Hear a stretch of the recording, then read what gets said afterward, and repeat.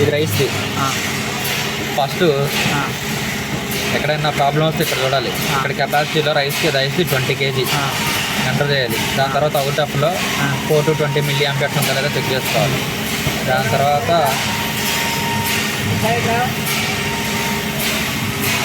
క్యాలిబ్రేషన్కి వెళ్ళి తెలుసు కదా పాస్వర్డ్. ఇక్కడ కూడా కెపాసిటీ 20 kg ఉండాలి. ఇక్కడ లోడ్ సెల్ కెపాసిటీ వచ్చేసి 50 kg. లోడ్ సెల్కి 50 kgకి లోడ్ సెల్స్ కదా అవి 50 kg. Load cell 50. ఇప్పుడు 0 weight క్యాలిబ్రేషన్ చేయాలి.